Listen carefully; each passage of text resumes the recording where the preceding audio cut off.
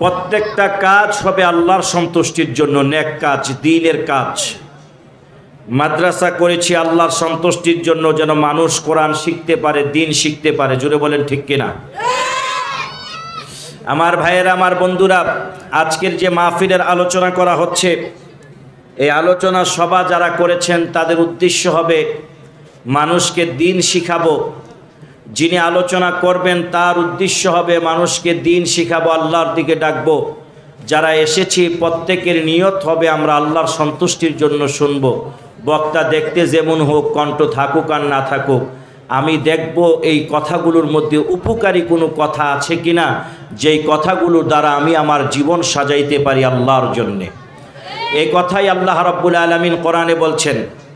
আল্লাহ বলেন, কুল ইন্না সালাতি ওয়া নুসুকি ওয়া মাহইয়ায়া ওয়া মামাতি লিল্লাহি রাব্বিল আলামিন।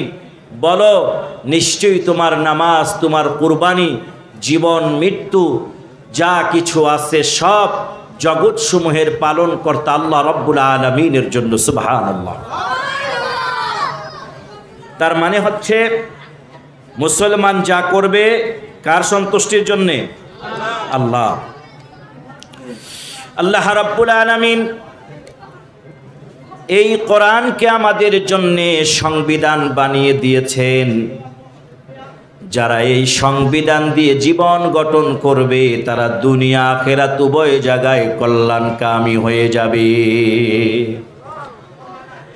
আল্লাহ রাব্বুল আলামিনের হাবিব মুহাম্মাদুর রাসূলুল্লাহ সাল্লাল্লাহু আলাইহি ওয়াসাল্লাম হাজার হাজার মানুষকে কোরআন দিয়ে আল্লাহর দিকে ডেকেছেন, আল্লাহর দিকে আহ্বান করেছেন। নবীজি সাল্লাল্লাহু আলাইহি ওয়াসাল্লামের দাওয়াত গ্রহণ করে মানুষগুলো খুঁজে পেল সত্যের পথ, আলোর পথ। যদি সেই আলোর পথ পেতে চাই, কোরআনের বিকল্প, সুন্নাহর বিকল্প আমাদের কাছে কোনো কিছু নাই। বলেন ঠিক কিনা? এজন্য আমার ভাইয়েরা, কোরআন থেকে শুনবো, কোরআন থেকে বলবো, কোরআন এবং সুন্নাহ দিয়া আমরা জীবন গঠন করব। আল্লাহ রাব্বুল আলামিন যেই কথা বলছেন, আমি আজ যেই আলোচনা করতে চাই, আল্লাহ বলেন, ওয়ামান আহসানু কাওলাম মিম্মান দাআ ইলাল্লাহি ওয়া আমিলা সালিহা ওয়া ক্বালা ইন্নানি মিনাল মুসলিমিন। ওর চাইতে ভালো কথা কাজ কি হতে পারে? যে মানুষকে আল্লাহর দিকে আহ্বান করে,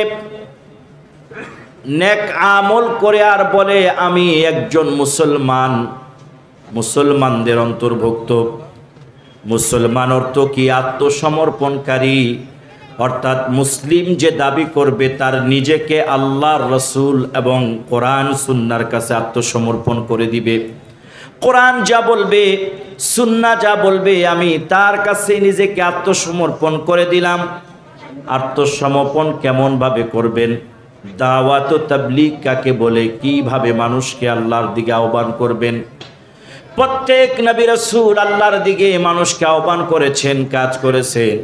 আর এই ভালো কাজ করার জন্যে তাদের কাউকে ঘর ছাড়তে হয়েছে, বাড়ি ছাড়তে হয়েছে, এমনকি জন্মভূমি পর্যন্ত ছাড়তে হয়েছে। স্বয়ং আল্লাহর নবীজি মক্কা ছেড়ে মদিনায় হিজরত করেছেন একমাত্র আল্লাহর দ্বীনের দাওয়াত, মানুষকে আল্লাহর দিকে আহ্বান করার কারণে। জোরে বলেন ঠিক কিনা?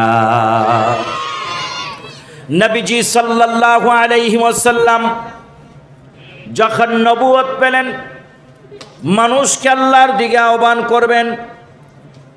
অক্টোবরের 2 তারিখে আমি ওমরার সফরে গিয়েছিলাম। ওমরাতে গেলে আপনারা জানেন, হজে গেলে মক্কা মদিনার দর্শনীয় স্থানগুলো, দোয়া কবুলের জায়গাগুলো ঘুরে ঘুরে দেখায় মুআল্লিম।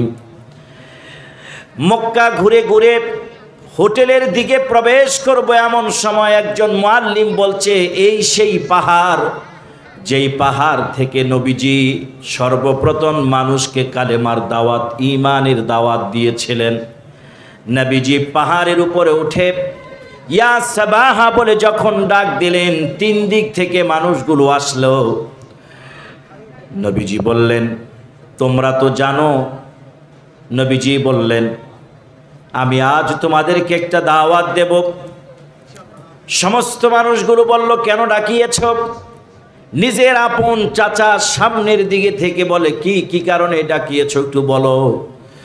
ভাইরা আমার, সবচাইতে মানুষ বিরোধিতা করে আপনার, দেখবেন ক্ষতি করে আপনার সবচাইতে কাছের মানুষ। জোরে বলেন ঠিক কিনা?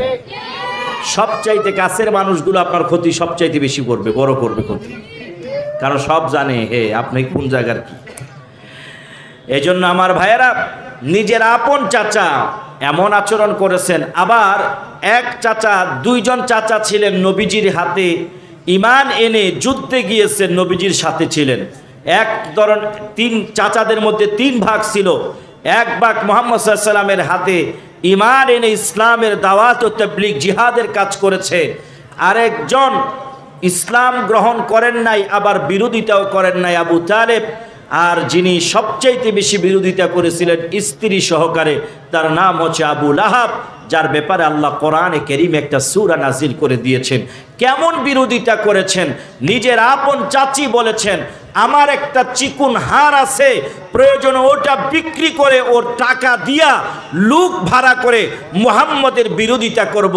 তাফসীরের মধ্যে এসেছে, আল্লাহ তাআলা তার হাবিবকে ভালোবেসে তার বিরোধী ওই সেই চাচিকে হাসরের ময়দানে বিচার শেষে জাহান্নামে ফাঁসিতে ঝুলাবেন এমন একটা রশি দিয়া, যেই হার চিকুন হারটা বিক্রি করে নবীজির বিরোধিতা করতে চেয়েছিলেন, ওরকম একটা চিকুন সুতা বা রশি দিয়া আল্লাহ রাব্বুল আলামিন জাহান্নামে তাকে ফাঁসিতে লটকায় রাখবে। এই জন্য রাসূলুল্লাহর বিরোধিতা, সুন্নাহর বিরোধিতা যেন কোনোভাবে আমাদের মধ্যে না চলে আসে। গভীর মনোযোগ। নবীজি ডাকলেন, তো চাচা বলতেছে, ডাকছিস কেন? আবু লাহাব মেজাজ গরম। গত 15-16 বছর এরকম মেজাজ গরম অনেক আসিল। জোরে বলেন ঠিক কিনা? আমারে 2 মাস নিয়ে জেলে রাখছিল ওয়াজ মাহফিল থেকে। গত বুধবারে আমার দেশ পত্রিকায় আমাকে নিয়ে একটি প্রতিবেদন করেছে।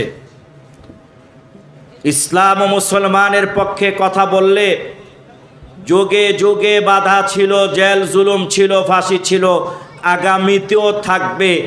যারা ইসলামকে নিশ্চিহ্ন করতে চাইবে তারাই নিশ্চিহ্ন হয়ে যাবে। আলেমদের রক্ত নিয়ে কেউ ষড়যন্ত্র করো না। আল্লাহর মায়ের দুনিয়ার ভাই, কথা বলেন ঠিক কিনা? আমার ভাইয়েরা, মুহাম্মদ সাল্লাল্লাহু আলাইহি ওয়াসাল্লামের বিরোধিতা করেছে একমাত্র দ্বীনের দাওয়াতের কারণে। নবীজি বললেন, আমি কি কোনোদিন তোমাদের আমানতের খেয়ানত করেছি? বলে না, তোমার নাম তো দিয়েছি আল আমিন। কেন ডেকেছ? বলে, যদি আমি বলি আমার পশ্চাতে শত্রু বাহিনী আছে তোমাদের উপর আক্রমণ করবে। বলে, হ্যাঁ বিশ্বাস করব, কারণ কোনোদিন তুমি 1 থেকে 2 বলো নাই, মিথ্যের আশ্রয় নেও নাই, বলবো তো দূরের কথা। তুমি আমানতদার, তুমি রাহমাতুল লিল আলামিন, তুমি আমাদের কাছে বিশ্বস্ত ব্যক্তি। রাসূলুল্লাহ সাল্লাল্লাহু আলাইহি ওয়াসাল্লাম বললেন, ইয়া আইয়ুহান নাস কুলু লা ইলাহা ইল্লাল্লাহু তুফলিহুন। ও মানুষ সকল, যদি সফল হতে চাও পরে নাও লা ইলাহা ইল্লাল্লাহ। সর্বপ্রথম যিনি পাগল বলেছিলেন আপন চাচা, আপন চাচা। দাওয়াত ও তাবলীগের কাজ আজকে এই পৃথিবীতে চলছে কি চলছে না বলেন তো ভাইয়েরা আমার? আরো জোরে বলেন, চলছে কি চলছে না? চলবে। বন্ধুগণ আমার, আয়াতের তাফসীরের মধ্যে এসেছে, বিশেষ করে মুয়াজ্জিনদের ব্যাপারে আল্লাহর রাসূল সাল্লাল্লাহু আলাইহি ওয়াসাল্লাম বলেন, মুয়াজ্জিন যারা দৈনিক 5 বার আল্লাহু আকবার বলে আযান দেয়। জোরে বলেন ঠিক কিনা? হযরতে ওমর রাদিয়াল্লাহু তাআলা আনহু বলেন, আমি যদি মুয়াজ্জিন হতাম নফল নামাজ, নফল রোজার দিকে এত বেশি চিন্তা করতাম না। কারণ আল্লাহর নবীজি মুয়াজ্জিনের জন্য দোয়া করতে গিয়া 3 বার মুয়াজ্জিনের পক্ষে অবস্থান নিয়ে মুনাজাত করলেন আল্লাহর দরবারে। হযরতে ওমর রাদিয়াল্লাহু তাআলা আনহু বললেন, ইয়া রাসূলুল্লাহ, আমরা যুদ্ধে যাই, আপনি বলতে দেরি, আপনার হুকুম মানতে দেরি হয় না, আপনি আমাদের জন্য দোয়া করলেন না? মুয়াজ্জিনের জন্য 3 বার দোয়া করলেন। নবীজি বলেন, তুমি জানো কি এমন একটা জামানা আসবে মুয়াজ্জিনি করবে সবচাইতে গরিব যে, সবচাইতে অদক্ষ যে।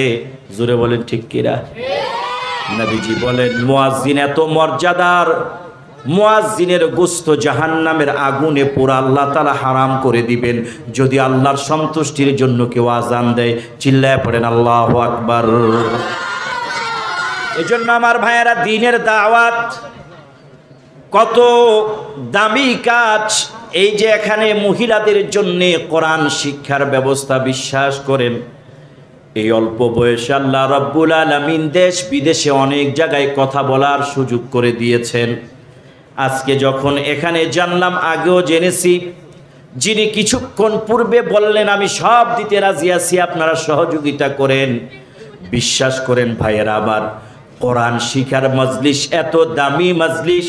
সূরা মুলক তাফসীর ইবনে কাসিরের মধ্যে ঢুকেন, নবীজি সাল্লাল্লাহু আলাইহি ওয়াসাল্লাম সুনানে হাদিসের মধ্যে এসেছে আমার ভাইয়েরা, রাসূলুল্লাহ সাল্লাল্লাহু আলাইহি ওয়াসাল্লাম বলেছেন, হাদিসটির রাওয়ায়াত করেন আবু হুরায়রা রাদিয়াল্লাহু তাআলা আনহু, যিনি সূরা মুলক পড়বেন, সূরা মুলক যিনি পাঠ করবেন, ওই সূরা পাঠকারীর পক্ষে ততক্ষণ পর্যন্ত আল্লাহর দরবারে শাফায়াত করবেন, সুপারিশ করবেন, যতক্ষণ পর্যন্ত ওই পাঠকারীকে ক্ষমা না করা হবে। সুবহানাল্লাহ। কোরআনে আল্লাহ তাআলা অন্য জায়গায় বলেন, ওয়া কুরআনাল ফাজরি ইন্না কুরআনাল ফাজরি কানা মাশহুদা। হে কোরআন পাঠ করো ফজরে, নিশ্চয়ই কোরআন তোমার জন্য সাক্ষ্য প্রদান করবে আল্লাহর দরবারে। আমার ভাইয়েরা, কোরআন একটা দামি জিনিস, দামি জিনিস। এ কোরআন যে পড়বে জানবে কোরআনের মর্যাদা এত বেশি। কোরআন পাঠকারীর পক্ষে আল্লাহর কাছে কোরআন সুপারিশ করবেন। এত দামি কোরআন লস অ্যাঞ্জেলেস আমেরিকার পুরে সাইকায় হয়ে যায়। যতটুকু শুনলাম, ওই এলাকায় একটা ঘর ছিল, মুসলমানের কোরআন ছিল, ঘর পড়ে নাই, কোরআন পড়ে নাই। জুড়ে বলেন আল্লাহু আকবার। কোরআন এই গত কয়েক সপ্তাহ 10 দিন আগেও দেখলাম বাংলাদেশের কোথাও আগুন লাগছে, কোরআন পড়ে নাই, সব পড়ে সাইকাই হয়ে গেছে। আমার ভাইয়েরা, যদি কোরআন দুনিয়ার আগুন পূর্বে দূরের কথা, এর সাথে যদি কেউ সম্পর্ক রাখে, আমল করে, কোরআন দিয়া জীবন গড়ে, কবর হাসর মিজান ফুলসেরাত তার জন্য শান্তির হয়ে যাবে কোরআনের বরকতে। চিল্লায় পড়েন আল্লাহু আকবার। আমি জাতীয় টেলিভিশনে একটা রিপোর্ট দেখছিলাম, কুমিল্লা ময়নামতিতে একজন কোরআনের শিক্ষকের ইন্তেকালের পরে বেশ কিছুদিন পর তিনি স্বপ্নে দেখালেন যে আমার কবরটাকে স্থানান্তর করা হোক। সন্তান দেখলেন, কয়েকজন ছাত্র দেখলেন, এরপরে কথাবার্তা বলে আলোচনা পর্যালোচনা করে কবরটা খোঁড়া হলো। কবর খুঁড়ে দেখতেছেন কিছুক্ষণ আর দেরি হলেই কবরের মধ্যে পানি চলে আসতো ড্রেনের মাধ্যমে অন্য জায়গা থেকে। কবরটা খুঁড়েছেন যারা, তারা বলেন আমরা কবরটা খোঁড়ার পর দেখলাম দীর্ঘদিন আগে যাকে দাফন করা হয়েছে যে কাপড় দিয়া, ওই অবস্থায় আছে, কাফনের কাপড়ের মধ্যে একটু ময়লা পর্যন্ত লাগে নাই। সুবহানাল্লাহ। ইন্টারভিউ নেওয়া হলো, দুনিয়ায় থাকতে তিনি কি করতেন, বলছে তিনি বেশিরভাগ কোরআন শিক্ষা দিতেন বাচ্চাদেরকে, আজান দিতেন, ইমামতি করতেন। বিনিময়ে কি পাইলেন না পাইলেন সেই বিষয়টার দিকে তিনি লক্ষ্য রাখতেন না। তার মানে আমরা বুঝতে পারি কোরআনের সম্মানে, মর্যাদার খাতিরে কোরআনের সাথে সম্পর্ক রাখার কারণে আল্লাহ তার মর্যাদা বাড়াইয়া দিয়েছেন। আনাস ইবনে মালিক রাদিয়াল্লাহু তাআলা আন, ইন্না লিল্লাহি আযজা ওয়া জাল্লা আহলিনা মিনান নাস ক্বালু মান হুম ইয়া রাসূলুল্লাহ আহলুল কোরআন হুম আহলুল্লাহ। আনাস ইবনে মালিক রাদিয়াল্লাহু তাআলা আনহু থেকে বর্ণিত, নবীজি বলেন দুনিয়াতে এমন কিছু মানুষ আছে যারা আল্লাহর পরিবারের অন্তর্ভুক্ত। সুবহানাল্লাহ বলবেন না? বলা হইল নবীজি তারা কারা? বলে তারা হচ্ছে আহলুল কোরআন হুম আহলুল্লাহ, যারা কোরআন দিয়ে জীবন গড়বে, পড়বে, কোরআন শিখবে, সে অনুযায়ী জীবন গড়বে, তারা আল্লাহর পরিবারের অন্তর্ভুক্ত। সুবহানাল্লাহ। তো যে কথা বলছিলাম আমার ভাইয়েরা, হযরত আম্মাজান আয়েশা রাদিয়াল্লাহু তাআলা আনহা বলেন, মুরু বিল মা'রুফ ওয়ানহা আনিল মুনকার ক্বাবলা আন তাদউ ফালা ইউস্তাজাবা লাকুম। আম্মাজান আয়েশা সিদ্দিকা রাদিয়াল্লাহু তাআলা আনহা বলেন, নবীজি সাল্লাল্লাহু আলাইহি ওয়াসাল্লাম বলেন, তোমরা সৎ কাজের আহ্বান করো, অসৎ কাজে নিষেধ করো। সেই দিন আসার পূর্বে যেদিন তোমরা দোয়া করবে কিন্তু কবুল হবে না। এর মানে হলো এই, যদি সৎ কাজের আদেশ অসৎ কাজে নিষেধ না করা হয়, সমাজে যদি সত্যকে প্রতিষ্ঠিত না করা হয়, এখনো দেখা যায় মাঝে মধ্যে বিভিন্ন দলের লোকেরা মাহফিলে বাধা দেয়, একটা সময় তো বাধা থাকতোই। এর মানে হলো এই, সত্যিকার অর্থে যখন দিন নিয়ে কাজ করবেন, দিন যার কাজ করার কারণে আপনার শত্রু কাছের লোক হয়ে যেতে পারে। জোরে বলেন ঠিক কিনা? বন্ধুগণ আমার, ভাইয়েরা আমার, হযরতে আম্মা জান আয়েশা সিদ্দিকা রাদিয়াল্লাহু তাআলা আনহা বলেন, নবীজি ঘরের মধ্যে প্রবেশ করেছেন, চিন্তিত পেরেশানি অবস্থায় দেখলাম নবীজি ওযু করলেন, ওযু করে বের হয়ে গেলেন। বের হয়ে উপস্থিত লোকদেরকে বলছেন, মুরু বিল মারুফি ওয়ানহা আনিল মুনকার, তোমরা সৎ কাজের আদেশ অসৎ কাজে নিষেধ করো ততদিন পর্যন্ত, সেই দিন আসার আগ পর্যন্ত। সেই দিন আসার আগেই তোমরা সৎ কাজের আদেশ অসৎ কাজে নিষেধ করো। যেদিন তোমরা দোয়া করবা কিন্তু দোয়া কবুল হবে না। দোয়া কবুল হওয়ার শর্ত, তার মানে হলো এই, যারা সত্যকে সত্য বলবে, ন্যায়কে ন্যায় বলবে, অন্যায়কে অন্যায় বলবে। ও আমার ভাইয়েরা, জেল জুলুম দেওয়ার পরেও এই দেশের আলেমরা কোরআনের পক্ষে, ইসলামের পক্ষে কথা বলা ছেড়ে দেয় নাই। এই জন্যে যদি ইসলামের পক্ষে বলি সরকারের বিরুদ্ধে যায়, সরকার আমাদের উপরে রেগে যায়, আমাদের জেল দেয়, মামলা দেয়।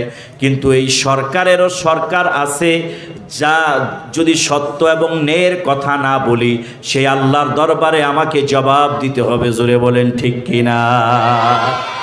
আল্লাহর দরবারে জবাব দিতে হবে যদি আপনি সত্যকে সত্য না বলেন, ন্যায়কে ন্যায় না বলেন, অন্যায়কে অন্যায় না বলেন, আল্লাহর কাছে জবাব দিতে হবে।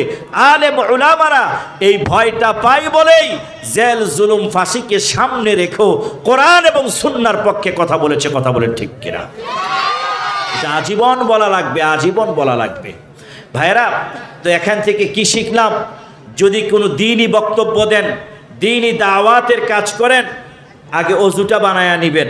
মুহাম্মদুর রাসূলুল্লাহ সাল্লাল্লাহু আলাইহি ওয়াসাল্লাম হাদিসটি শোনালেন, বক্তব্য দিলেন, তার পূর্বে কিন্তু তিনি অজু করে নিয়েছেন। তো দোয়া কবুলের জন্যে কি সৎ কাজের আদেশ, অসৎ কাজে নিষেধ লাগবে। এখন তো অনেক আলেম উলামা, হুজুর, মাওলানা, পীর সাহেবও সত্য কথা বলতে চায় না জেল জুলুমের ভয়ে, যে কারণে আমরা দোয়া করাই ঠিকই কিন্তু দোয়ার কবুল হয় না। জোরে বলেন ঠিক কিনা? কিন্তু যদি সত্যিকার অর্থে মুস্তাজাবুদ দাওয়া পাইতাম, তাহলে দোয়া করতে কবুল হয়ে যাইতো। তবে এখনো অসংখ্য আল্লাহওয়ালা আলেম আছে যাদের দোয়া কবুল হয়ে যায়। জোরে বলে ঠিক কিনা? তার মধ্যে যদি আমি এই দুনিয়ার কথা বলি, এই বেশি দূরের কথা না, লালবাগ মাদ্রাসায় যখন পড়তাম তো দেখতাম মুফতি ফজলুল হক আমিন রহমতুল্লাহ আলাই বুখারীর ঘন্টা শেষে মুনাজাতে বলতেন, আল্লাহ তুমি এই জালেম রে ধরো ধরো ধরো। তো আল্লাহ তো ধরেন, ধরার আগে একটু সুযোগ দেন। ঠিকই ধরছে, সুযোগ আল্লাহ দিছে, ঠিকই ধরছে।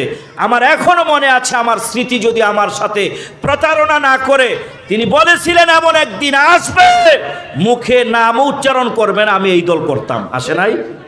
আসছে। এই জন্য জুলুম ছাড়েন। তো আমরা কেন বলি যে দাওয়াত ও তাবলীগের কথা বলতে হবে, মানুষকে আল্লাহর দিকে ডাকতে হবে, সৎ কাজের আদেশ অসৎ কাজে নিষেধ করতে হবে। তো আমার ভাইয়েরা, মুফতি ফজলুল হক আমিনী রহমতুল্লাহ আলাই দোয়ার মধ্যে বাচ্চার মতো কাঁদতেন। আল্লাহ তাআলা এরকম অনেক বুজুর্গ এখনো আছে যারা দোয়া করতে দেরি, কবুল হইতে দেরি নাই। তাদের নামই হচ্ছে মুস্তাজাবুদ দাওয়া। বাইজিদ বুস্তামি আল্লাহওয়ালা বুজুর্গ একজন আল্লাহর ওলি ছিলেন। বাইজিদ বুস্তামি নাম শোনেন নাই?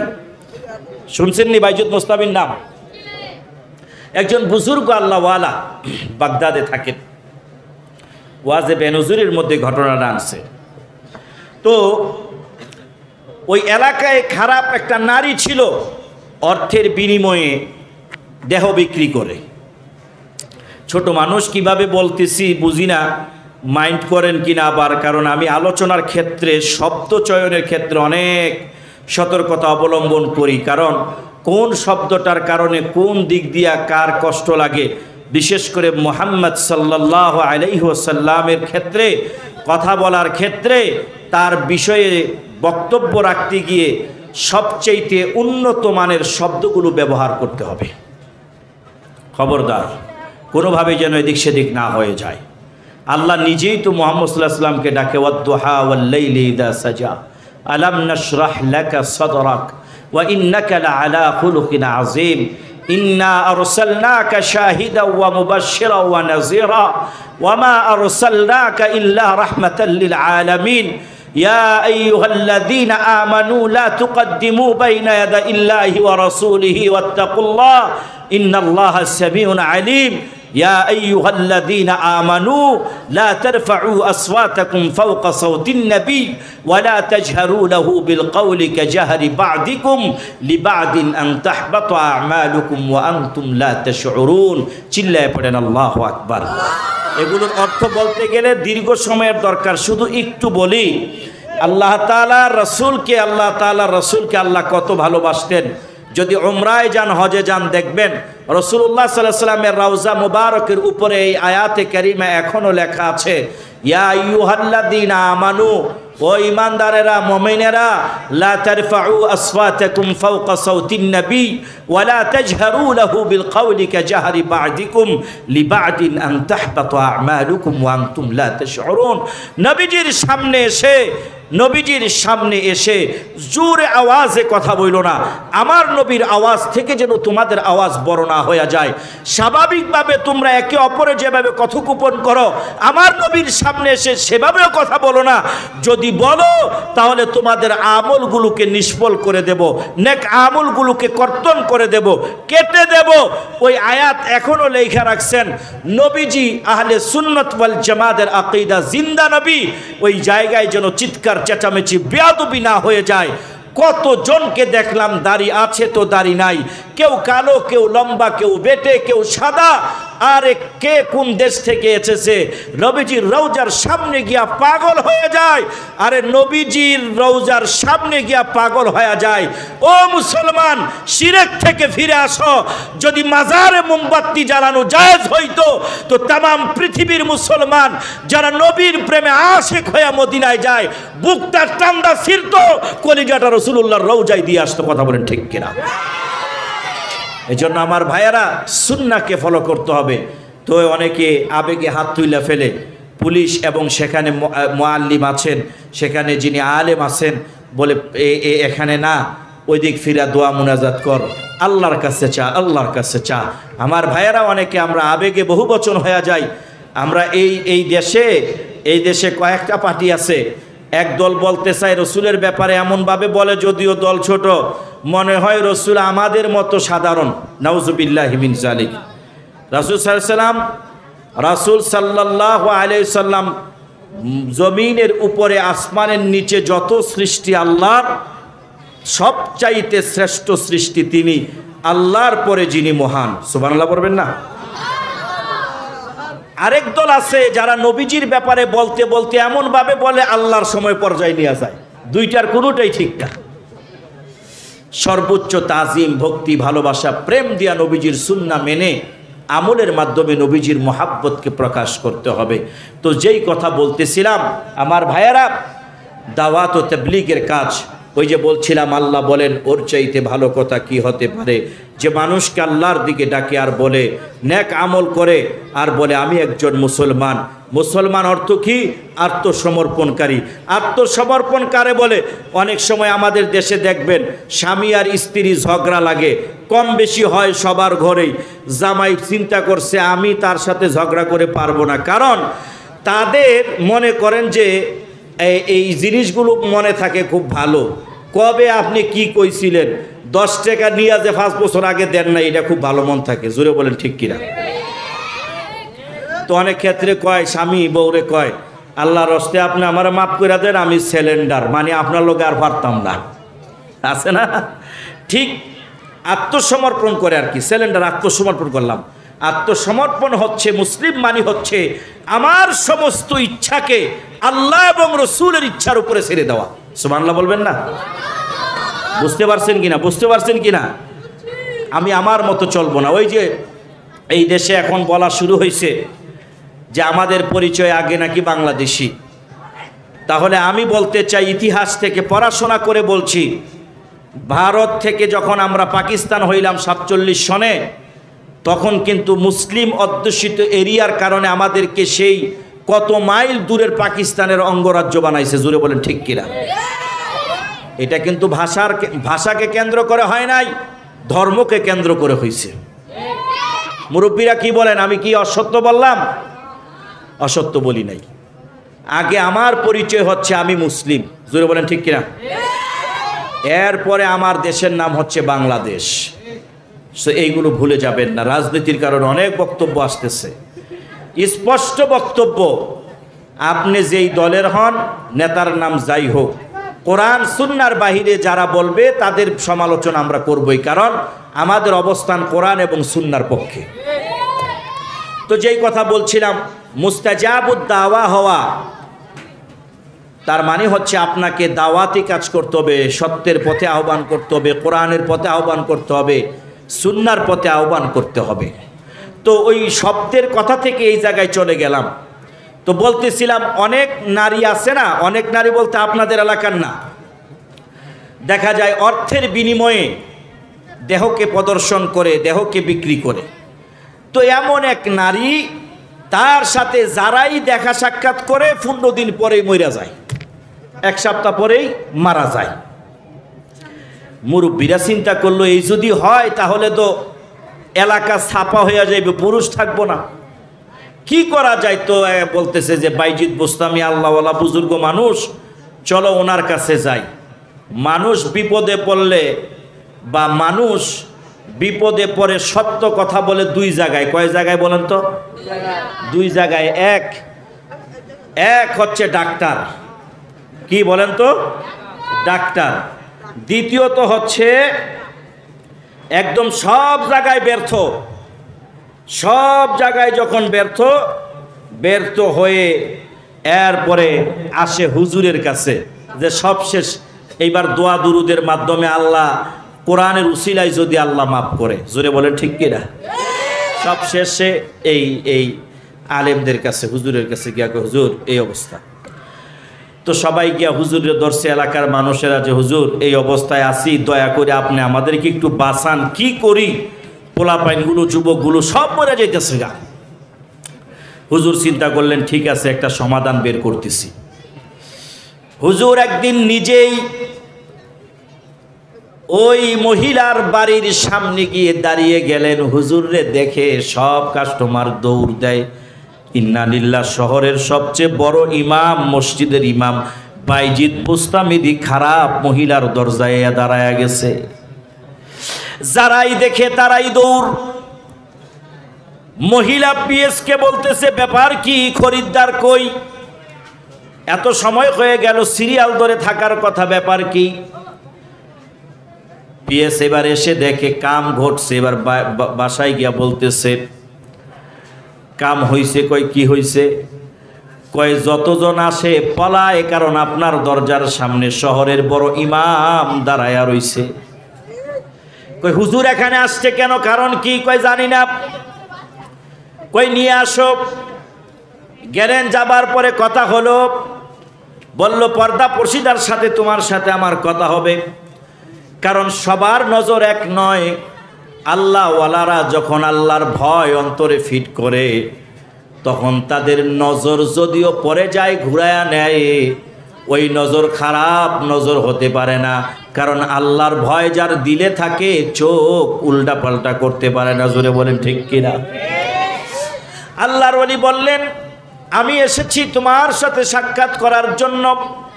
কয় আমার সাথে সাক্ষাৎ করতে হলে দিনার লাগবে। কয় নিয়ে এসেছি 200 দিনার। কয় দেব, তাও দেব। 200 দিনার হাতে দিয়ে বললেন, দিনারের বিনিময় তুমি তোমার দরকার দিনার, আমি তা দিয়ে দিলাম। আর এখন তুমি আমার কথা মতো যতক্ষণ আমি বলবো ততক্ষণ তুমি চলবা। বলে হ্যাঁ। ততক্ষণে আমি তোমার কথা মানব। এইবার বাইজিদ বুস্তামি বলে, তুমি গোসল করে পবিত্র হয়ে আসো। গোসল করে পবিত্র হয়ে এসেছে।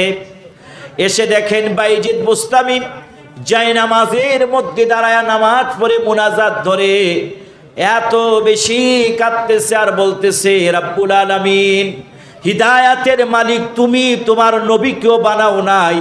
আমার দায়িত্ব ছিল জায়নামাজ পর্যন্ত আমি বাইজিদ বুস্তামি নিয়ে এসেছি। রাব্বুল আলামিন, দয়া করে তুমি তার অন্তরে হিদায়াতের নূর দিয়া দাও। দয়া করে তুমি তাকে হিদায়াত দিয়ে দাও। মুনাজাত করে করে বাইজিদ বুস্তামি কাঁদতেছে আর মহিলা চিন্তা করতেছে, ব্যাপার কি? তিনি আমার তেমন কেউ না, যতজন আসে টাকার বিনিময় ভোগ করে যায়, আমাকে নিয়ে কেউ তো একটু চিন্তাও করলো না। তিনি তো দিনারও দিলেন, এবার তিনি আমার জন্য কাঁদতেছেন। আমার কবরের আযাবের ব্যাপারে তিনি চিন্তিত, হাসর মিজান নিয়ে চিন্তিত। এমন মানুষ তো দেখি নাই যারা সত্যিকার অর্থে আল্লাহওয়ালা, মুস্তাজাবুদ দাওয়া, যারা দ্বীন ও ইসলামের দাওয়াত দেয়, দ্বীন প্রতিষ্ঠার সংগ্রাম করে আল্লাহর সাথে তাদের সুসম্পর্ক হয়ে যায়। রব্বুল আলামিন দোয়া কবুল করে নিলেন। ওই মহিলা কেঁদে কেঁদে হায়রান বলতেছে, হুজুর, কতজন দেখলাম, কাউরে তো এমন দরদি দেখি নাই। আপনি আমার জান্নাত জাহান্নামের ব্যাপারে কান্দেন, ওয়াদা দিলা আমার জীবনে খারাপ কাজ করব না। আল্লাহু আকবার, আল্লাহু আকবার। কি কারণ? তারা মুস্তাজাবুদ দাওয়া, তাদের দোয়া কবুল হয়ে যায়। যারা দ্বীনের পক্ষে, এই যে দাওয়াত ও তাবলীগের মেহনত হচ্ছে, এই যে তুরাগ পারে শুরু হয়েছে বিশ্ব ইজতেমা, মানুষ বিভিন্ন প্রান্ত থেকে আসতেছে, এই যে নিজের খেয়ে নিজের পরে মানুষকে আল্লাহর দিকে আহ্বান করা, মসজিদমুখী করে দেওয়া, আল্লাহওয়ালা করে দেওয়া, এই কাজগুলোর মাধ্যমে যদি একটা মানুষ দিনদার হয়, হাজার হাজার পরিবর্তন এসে যায়। চিল্লায় পড়েন আল্লাহু আকবার। আরে ভাই, বললাম তো বাইজিদ বুস্তামির কথা। এবার খুব পৃথিবীর মানে বর্তমান দুনিয়ার কথা শোনেন। আপনারা তো ধরতে গেলে পুরান ঢাকার মানুষ আশেপাশে আছেন, আপনারা ভালো বুঝবেন ওয়াজ। মাওলানা তারেক জামিল তাবলীগের অন্যতম মুরব্বী, অনেকে চিনেন না, নাম শোনেন নাই, ওয়াজ শুনেন তো আপনারা। তো তারেক জামিল তার একটা বয়ানে বলতেছেন যে আমাকে আমার সফর সঙ্গী এসে বলল, এই এয়ারপোর্টে এখানে আছেন বিনা মালিক নামের এক মহিলা শিল্পী, বা পাকিস্তানের এই গান বাজনা করে এরকম কিছু একটা। তো তিনি যেহেতু সেই দেশের পত্রপত্রিকা পড়েন, জানতেন, চিনতেন, তো তিনি বলেন আমাকে সাক্ষাৎ করাইয়া দাও। কই বলেন কি? বলে হ্যাঁ, তাবলীগওয়ালাদের কাজই তো মিলা, তাবলীগওয়ালাদের কাজই হচ্ছে দাওয়াত দেওয়া। তো তিনি গেলেন, দেখলেন, বলেন আমি এক জায়গায় যেতেছিলাম, শুনলাম তুমি এখানে আসো, বিমানে ওঠার পূর্বে শুনলাম আপনার বিবাহ হচ্ছে, তোমার শাদী মুবারক হোক, তোমার জন্য দোয়া করি। হ্যাঁ, ডাক দিছে, মেরে বেটি তোমার শাদী মুবারক, তোমাকে শাদী মুবারক জানাচ্ছি। তো কিছু এই কথা বলে, দুই চার কথা বলে তিনি তার জায়গাতে প্ল্যাটফর্মে গিয়ে বসে আছেন। কিছুক্ষণ পর বিনা মালিক গিয়া বলতেছে, হুজুর, আমি জীবন বদলায় নিলাম, ঘোষণা দিলাম, এই যে মাথার উপরে পটটা দিছি, এই যে মাথার উপরে যে ঘুমটা উঠাইছি, যতদিন বেঁচে থাকবে এই ঘুমটা নামবে না, গান বাজনা ছবি সিনেমা আর কিচ্ছু করব না। তারেক জামিল বলতেছে, আমি তো তোমার তেমন কিছু বলি নাই, তুমি জাহান্নামে চলে গেছো, সব কিছু শেষ হয়ে গেছে, এই সেই। কয় না, তুমি আমাকে বেটি বলেছো না? ওই বেটি ভাষা হচ্ছে নিজের মেয়ে। কয় আজকে আমি গান বাজনা করার কারণে নিজের সবচাইতে কাছের লোকগুলো দূরে চলে গেছে, আমাকে ধিক্কার দেয়, আর তুমি মাওলানা তারেক জামিল আমাকে বেটি বলে সম্বোধন করেছো, সব ছেড়ে দিলাম। আল্লাহু আকবার। কোত্থেকে শিখলাম? নবীজি সাল্লাল্লাহু আলাইহি ওয়াসাল্লাম মসজিদে বসে সাহাবাদের সামনে বয়ান করতেছে, এমন সময় এক ইহুদি আইসা মসজিদে প্রস্রাব করে দিছে। কামরাঙ্গীচরের কোনো মসজিদে যদি হিন্দু আইসা প্রস্রাব করে, মুসল্লিরা কইব আরে বানাইলেই সোয়াব, ঠিক না? এরকম কিছু না, মিলামিশা থেকে না। তারপরে মসজিদে ছোট বাচ্চা নিয়ে যান না, ধমক দেয়, এমন ধমক দেয় মসজিদে। ছোট্ট বাচ্চা নিয়ে গেছে, সভাপতি চোখ কেমন গরম করছে, ছোট্ট মানুষও প্রস্রাব করে দিছে, ও আর জীবনে মসজিদে যাবা না রে। এগুলো ঠিক নয়। মসজিদে বাচ্চাদেরকে নিয়ে যাবেন, চিৎকার চেঁচামেচি করলে করুক। 40 বছর কি নামাজ পড়লেন? ছোট্ট বাচ্চার আওয়াজে আপনার নামাজ বন্ধ হয়ে যায়, নষ্ট হয়ে যায়। কি শিখলেন? প্রস্রাব করে দিলে মুইছা দিবেন। আপনি যখন কবরে যাইবেন কাতার খালি হয়ে যাইব। ওই ছোট্ট বাচ্চাগুলো আজকে থেকে মসজিদমুখী করবেন, আপনার খালি জায়গায় আজকের শিশুরাই পূরণ করে দিবে। জোরে বলেন ঠিক কিনা? এই জন্য মসজিদে বাচ্চাদেরকে নিয়ে যাইবেন, চিল্লাফাল্লা করলে করুক না। ওই যে আমার জুমা মসজিদে এমন চিল্লাফাল্লা একবার হইতেছিল, সালাম ফিরাইয়া দেখি কয়েকজন দাঁড়াই গেছে, ফিরাই ফিরে লেগে যাবো। গাই বসেন, কি ব্যাপার, সমস্যা কোন জায়গায়? ডিস্টার্ব হইলে আমার আগে হইছে, আমি বলবো, আপনার আগে না। কোনো সমস্যা নাই, বসেন। তবে হুলস্থুল না, যতটুকু সম্ভব কন্ট্রোল রাখবেন, কিন্তু ধমক দিয়া বাচ্চাদেরকে মসজিদ থেকে বের করে দিবেন না। নবীজি বয়ান করতেছেন, ইহুদি প্রস্রাব করে দিয়েছে, সাহাবীরা কয় ধর। রাসূল বললেন না, প্রস্রাব করতে দাও। প্রস্রাব শেষ হলে নবীজি গিয়া বললেন, তোমার বাড়ি কোথায়, কোথায় থেকে এসেছে? মসজিদ তো পবিত্র স্থান, আমরা এখানে নামাজ আদায় করি। আল্লাহু আকবার বলতেন না? এজন্য আমার ভাইয়েরা, আমার বন্ধুরা, বলছিলাম নবীজির আচরণ দেখে, চেহারা দেখে, মিষ্টি কথা শুনে মুসলমান হয়ে গেছে। নবীজি বললেন, তোমার গোত্রের নাম কি? অমুক। তোমার বাহন আছে কি? নাই। কাপড়ও তেমন নাই। নবীজি একটা বাহন দিলেন, কাপড়ও দিলেন। এবার সে উটের উপরে চড়লেন, নিজের গোত্রের কাছে গিয়ে এমন চিৎকার চেঁচামেচি শুরু করলেন, মানুষগুলো দৌড়ায়া বের হয়ে আসতেছে। কি হয়ে গেল তার? চিৎকার চেঁচামেচি করছো কেন? কেউ কি তোমাকে হামলা করেছে কি? কয় না, এমন একজন মহামানবের সাথে আমার সাক্ষাৎ হয়েছে, এই কর্ম করার পরেও আমাকে উট দিয়েছে, কাপড় চোপড় দিয়েছে। বলে বলো কি? বলে হ্যাঁ। কয় তাহলে একটু দেখতে চাই।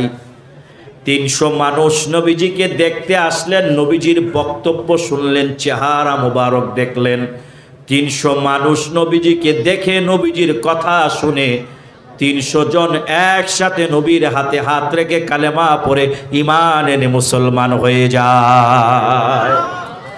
এজন্য সমাজে কেউ খারাপ করলে তারা জাহান্নামে পাঠাই দিয়েন না মিয়ারা, ভালোরে তো সবাই ভালো কয়।